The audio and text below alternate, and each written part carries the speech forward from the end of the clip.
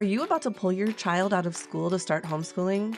Or maybe you've already pulled them out and feel confused or even overwhelmed with figuring out what to do next. Today, we're going to break down how to start homeschooling. Whether you've been thinking about homeschooling for a while or have made the decision quickly, making the switch can be confusing and overwhelming. Today, we're going to break down the process for you into manageable, step-by-step tasks to complete and help you understand the order in which to do them. Check out part 1 today, where we talk about homeschool laws, deschooling, and homeschool styles. And next week, come back to check out part 2, where we will cover establishing goals, creating a schedule and learning space, and finding community.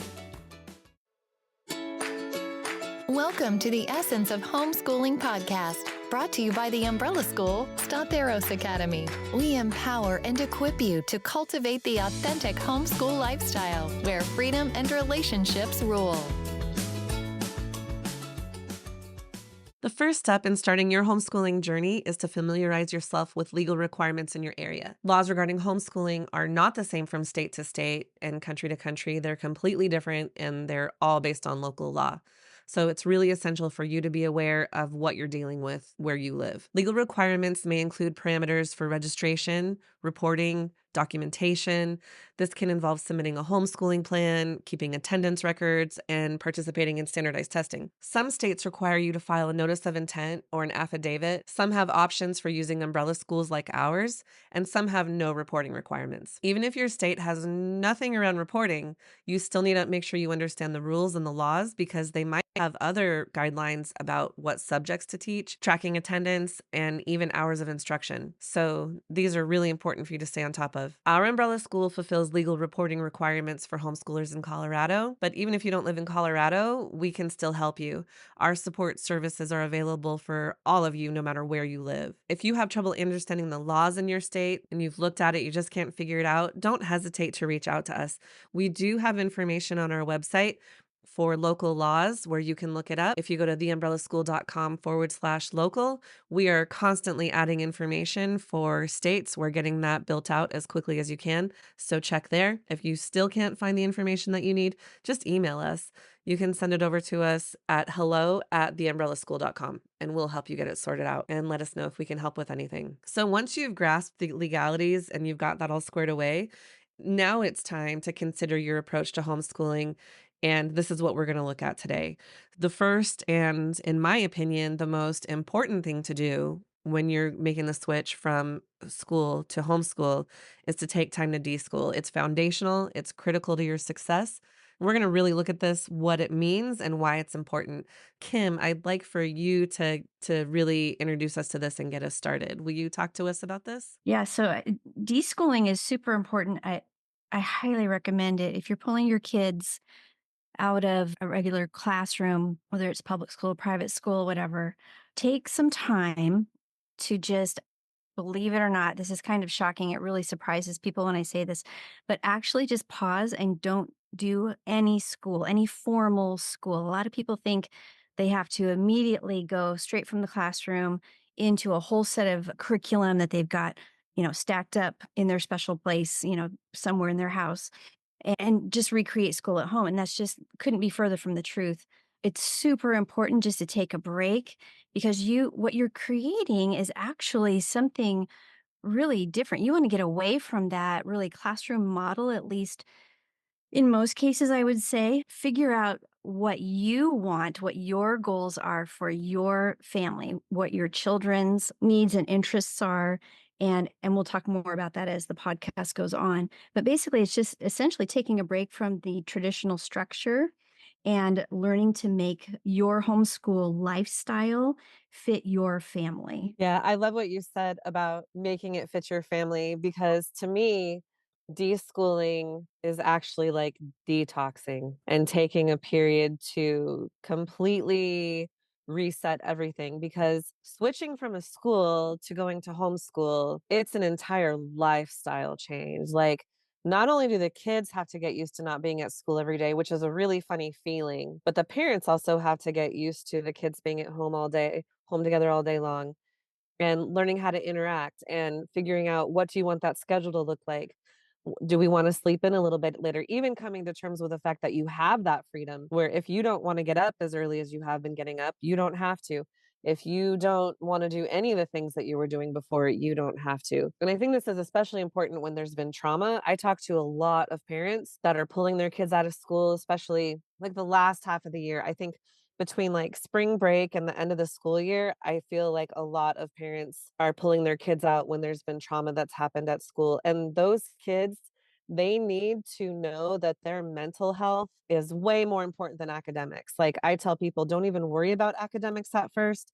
You have plenty of time in the school year to make up however many educational days are left out of whatever's required for your state. And the kids need to know that they are valuable enough to take mental health days and to relearn how to live life on their own terms and how to full stop everything and define what you want life to look like and to take the time to say what's important for us and what do we not want to bring into this. And I honestly think like one of the worst things that you can do if you've just pulled your kid out of school is to try and jump into academics. You can't possibly know what curriculum you want to use when you're making the change quickly. You can't know how it's going to suit your family and how your child is going to respond to it. You can't know right away what the schedule is going to look like. There's an ebb and flow and you have to, it's like a dance. You have to follow your child's lead and see what it's going to be like learning to live life together in the new lifestyle, because homeschooling is absolutely a lifestyle. It's not an educational method in and of itself, but it's an entire lifestyle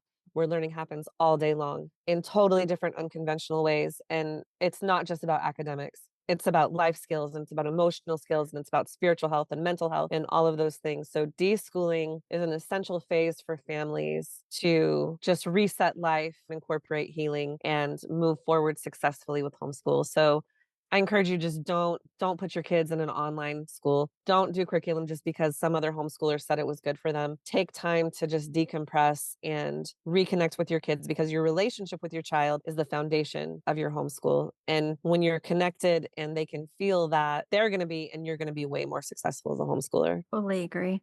And not to mention this time of year, especially in the springtime, as we're recording this, it's a terrible time to buy a full curriculum because you're not going Oh to get yeah. your whole money's worth out of that anyway. And so just a practical sort of financial kind of reason not to mess around with that. Don't worry about it. Use your library if you want, if you feel like, oh, I've got to get some learning in, make use of some good, educational videos if you feel like that's what you wanna do. Field trips are fantastic this time of year. Lots of ideas that you can do, but I love how you put that. Colleen, that was a really good description of deschooling. You know, one thing that I left out is helping your child love to learn again or to want to even learn again. Because so many people that are pulling their kids out, they tell me their kid isn't interested in learning anymore. They've lost the spark. They don't see the person that they know their child used to be. So when you give your child the freedom to say, "Well, what do you want to do today? What do you want to learn about today?" That can recapture their desire to learn and help them remember the things that they're passionate about or that they once were passionate about, and to rediscover that. Learning can still be happening. I'm not saying sit in front of the TV and play video games all day long. I'm not saying, don't do things. Focus on like field trips. Oh my gosh, field trips are so amazing. And having that time out of the house, parent and child together, where you can talk about things and you can enjoy each other's company, and it's outside of the house where you're not worried about, is the room clean, what chores do we have to do, we have to get the dishes done, I need to pay the bills, what tasks do I need to do, I need to sweep the floor, all those things. It's like traveling. When you travel with your child, you can just focus in on them, do those awesome things and help them recapture their interests. I think that's the biggest thing about deschooling in my mind. I would just add, when you are deschooling and you're taking that time to listen to your child, as you've said, the focus on their mental health and their relationship with you, I think will be paramount. And that's probably been lost over the past year or years in an institutional school setting, whatever school setting it was, where it was more focused on academics. So when you're able to break down and say, I love you for you, and I enjoy spending time with you, it will build up their mental health, their self-esteem, all those soft skills that they'll need to get through in life. Absolutely. Yeah, and I was also going to add that it's also kind of transitional thinking for the parent as well, because you're not just the parent now, you're the parent and the teacher. And so kind of wrapping your head around that is, gosh, both for the parent and for the child is it's a whole new paradigm. It's a paradigm shift and learning how to do that. And it can be very refining and a little bit confusing, and you figure out, okay, what are the roles here, and working that out. And so if you don't have that added pressure of, curriculum, get it all done, and you're just deschooling and you're focusing on relationships, like you said, I think that that goes a long way to figuring out what this is going to look like, this new world is going to look like, this new lifestyle. Exactly. Yeah. True, true. Okay, let's talk about styles. This is actually something that you can learn about while you're deschooling. I think it's important to take time to learn about it. We like to focus on 7 homeschooling styles. Would either of you like to explain homeschooling styles and kind of an overview of how they're different? Maybe we can talk about some of them. Sure, I can start. There are quite a few various styles for homeschooling, and it includes methods that would lead to what curriculum you would choose. It includes your goals. It would include your family's values, your beliefs. All those are wrapped up in what style you choose, and then your curriculum would come after that. So don't jump the gun. Don't start looking at curriculum and trying to pick the new, nice, shiny, pretty one until you figure out what your actual homeschool style is. There's some that are more structured that require a lot of parental preparation ahead of time. And there's some that are the exact opposite, very less structured. So that's definitely a personal decision. There's a lot of things that go into choosing your homeschool style, and it's something that shouldn't be rushed. Take time to research this during your deschooling phase so you can really narrow down what will work best for you and your child and your whole family. Absolutely, and that might change over time too. You may start out with one, and then as your kids get older and their needs change, you may change your style that year.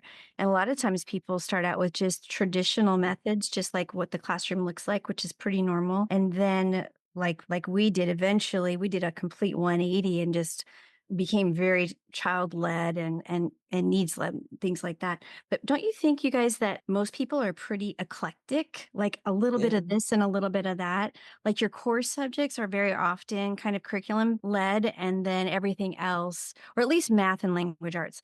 And then the other things can turn into unit studies, or even unschooling type things. And that's okay to know that you're allowed to do that. You can make it work for your family. Totally. Right before you said that, I was just thinking about asking you too, if you know, or if you do you know anybody who's like not truly an eclectic homeschooler? Like when it's all said and done. Like, do you know anybody who's legit stayed like purely Charlotte Mason all the way through and graduated a kid all the way through, or strictly unit studies all the way through? No, I think everybody switches it up at some point, especially when you get toward high school. Don't you think, Stacy? I can think of very few people who have stayed with one method all the way through. However, not for every child. It's also that dependent on your child's desires, needs, learning differences. So I think most people do end up switching or adding or being eclectic at some point. What about you, Stacy? What did you start as and what are you looking at finishing as in your style? We started pretty classical and we are ending classical with my oldest anyway. But the middle years varied quite a bit. I was always drawn towards classical curriculum, but not for every subject. I really like parts of Charlotte Mason, of living studies. We did a few unit studies when they were younger, and I think looking back, I wish I would have done more unit studies and more Charlotte Mason, I would say. Sometimes it felt like I wasn't doing enough when I wasn't following a curriculum that I had picked out that looked so great and it had all these goals. And by the end of the year, I was going to be able to say they did X, Y, and Z. But for some years, I realized varying from that, spending more time in nature, doing things like narration or dictation instead of the traditional paragraph writing, that just worked better for that child that year. Yeah. So I would felt more freedom to vary the Mhm. curriculum and my choices when my kids were younger. And Kim, you started trying to do it pretty traditional. Maybe Yeah. we should talk about learning spaces right now so you can talk about that. Well, yeah, because coming from the classroom, I just assumed, oh, you pick up your classroom in a box and you bring it home and you set that box down and open it up and open and go. And I really thought that my kids, and especially my oldest, I just thought he learned the same way I do, and turns out, at least at the time, that was not the case at all. And it was really a disaster. And within the first couple of months, and I thought, oh my goodness, I came out of the classroom. How can I be failing so dreadfully at this? And so I didn't know it at the time, but I deschooled for a month and prayed about it and got some counsel. A good friend of mine said, you need to look into this great book called Better Late Than Early and some other good resources that really helped completely shift my paradigm to where it was so much more child-centered and relaxed and family and relationship centered. And over time, it's I kind of laugh looking back at it now because it completely shifted away. And not that I didn't use the curriculum, but over the years, I realized that every time we started getting hung up or having trouble, I realized I was becoming a slave to the curriculum again. And I had to back away from that and go, okay, let's hit the reset button, go on a field trip, get out and meet some friends at the park, do some cooking, do science experiments, whatever it happened to be at the time.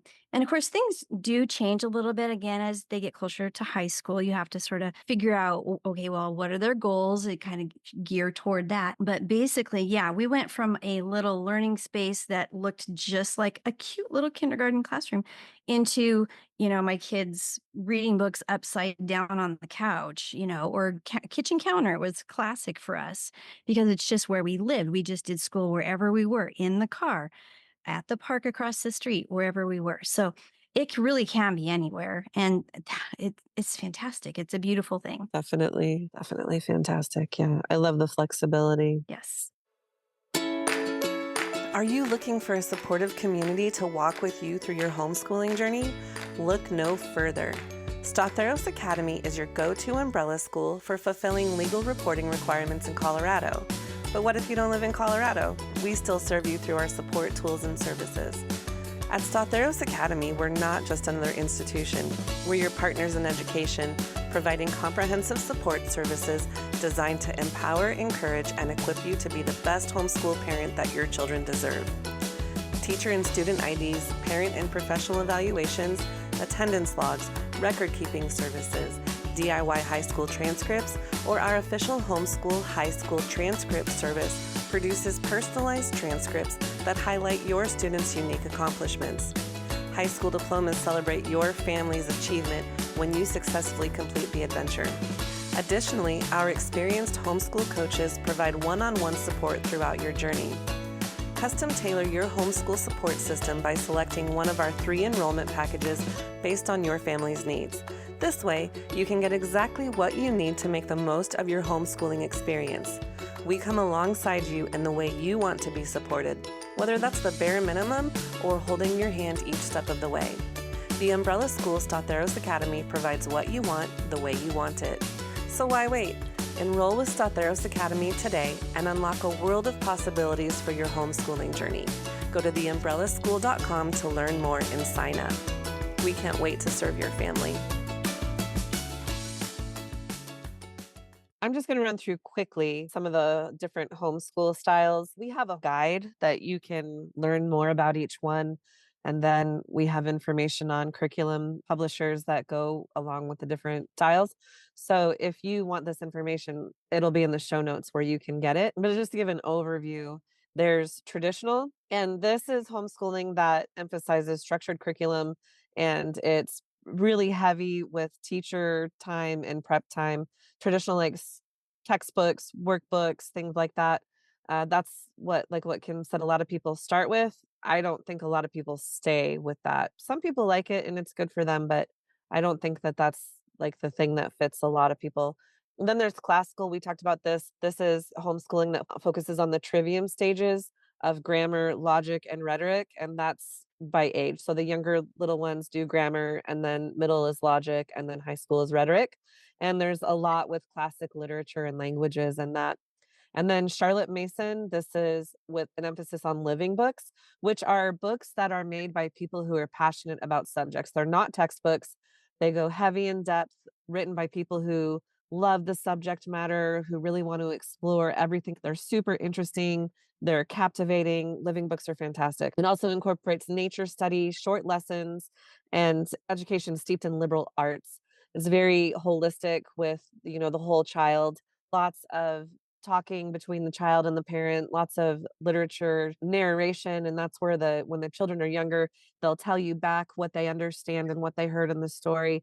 The hardest thing is for the parent to be quiet and listen, to not interject and to correct the child where they were wrong. But it's amazing because you can learn so much about how your child thinks and what they understand and what they are getting from the stories that they're hearing, and you can hear what's important to them. I think it's a fantastic way to help your child learn about your child too. Then we have unit studies, and this is cool.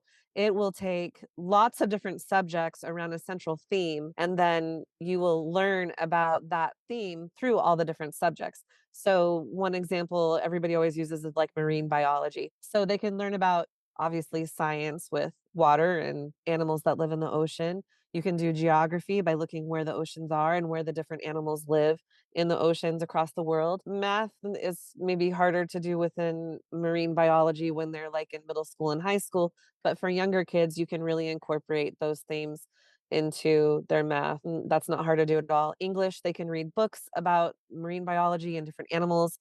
The animals that they're most interested in, they can write papers about them. They can do research projects about that.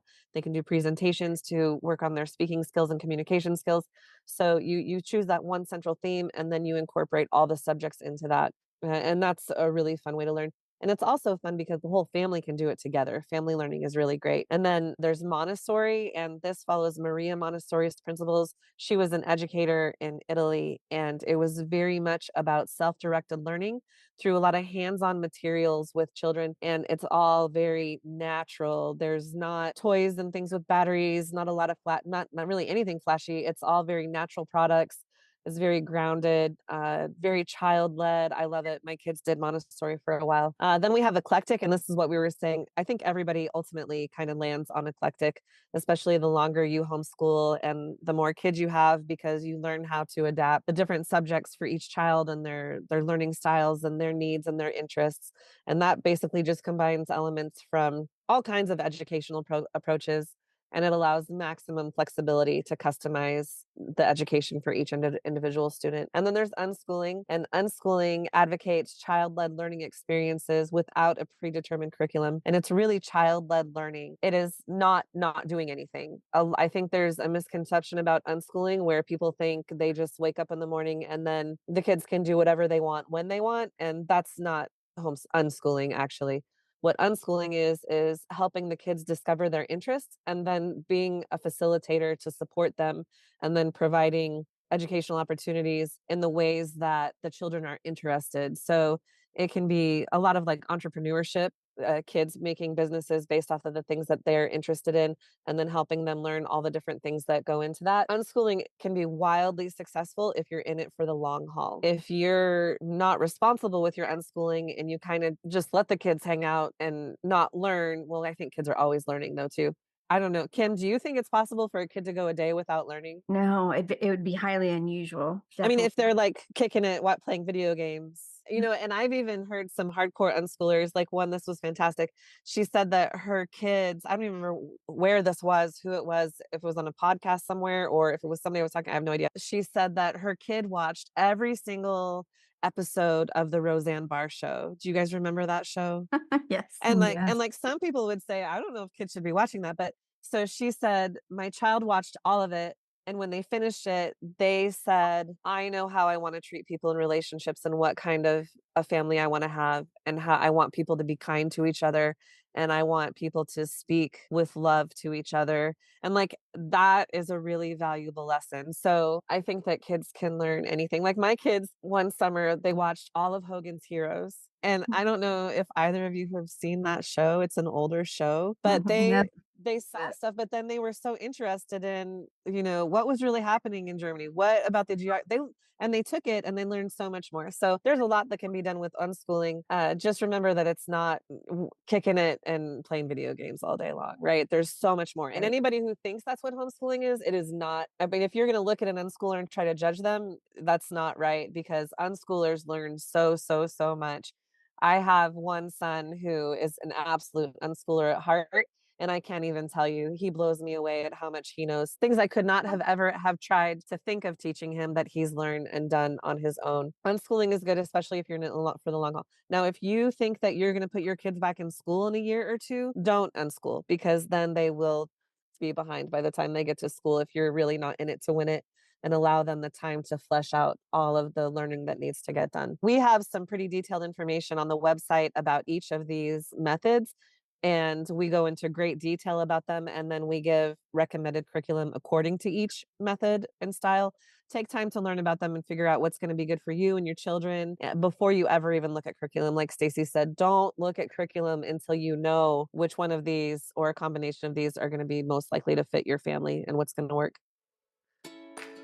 Thank you for joining us today as we explored the first 3 essential steps to start homeschooling. Whether you've been contemplating homeschooling for a while or are making a quick decision, we understand the confusion and overwhelm that can come with the transition and are here to help you harness the essence of homeschooling for your family. In today's episode, we've broken down the process into manageable steps, covering topics like homeschool laws, deschooling, and different homeschool styles.